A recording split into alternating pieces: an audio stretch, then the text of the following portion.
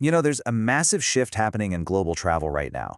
And it's not about new destinations, it's about a whole new kind of traveler. One that's older, wealthier, and absolutely ready to explore. So let's dive into how this powerful wave is creating a trillion-dollar opportunity for one of the world's top spots, Thailand. First, just to get a sense of the scale we're talking about, get this. By 2030, the number of people over 65 is expected to hit an absolutely staggering 1.4 billion worldwide. I mean, that's more than the entire population of India. This isn't just some number on a chart, it's a huge demographic earthquake that's reshaping entire industries, and tourism is right at the epicenter. And this new generation is completely rewriting the rules of retirement. They're not just sitting still. Nope, they're an active, adventurous group. They've got the money and the newfound freedom to finally go on those trips they've always dreamed of. They're hunting for meaningful experiences, and they have the means to make it happen. So, who exactly are these new travelers we're talking about? Well, they're often called the graying population, and really, understanding them is the key to this whole thing.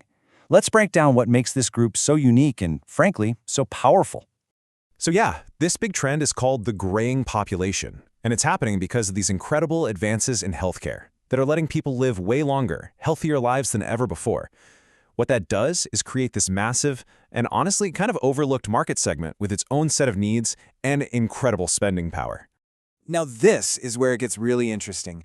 Look at the difference in what people want. Younger travelers, they might be chasing adventure, maybe some nightlife, often on a pretty tight budget. But senior tourists are looking for something totally different. For them, comfort, safety, easy access, those are all non-negotiables. They're all about soaking in the culture, not just fleeting thrills. And crucially, they've got the time and the cash to travel in style, and for a lot longer too. Okay, so this global trend is just a massive opportunity waiting for countries that can adapt.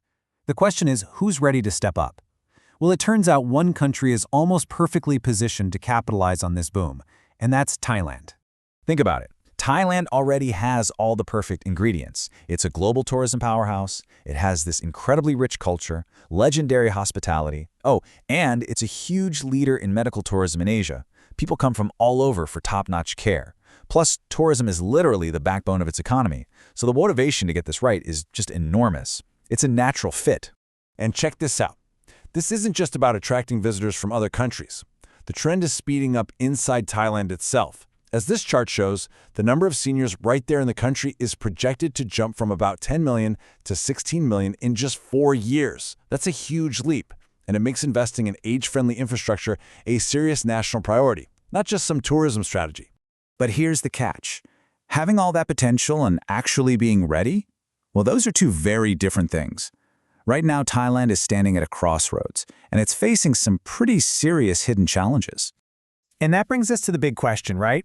We know Thailand is amazing at traditional tourism, but the specific needs of an older traveler, that requires a whole new level of detail.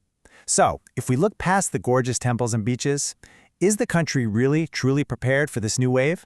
Well, the reality on the ground shows some pretty big gaps. A lot of buildings and tourist spots just don't have basic stuff like ramps or elevators. Audits have actually found that even some of the top hotels aren't properly set up for guests with mobility issues.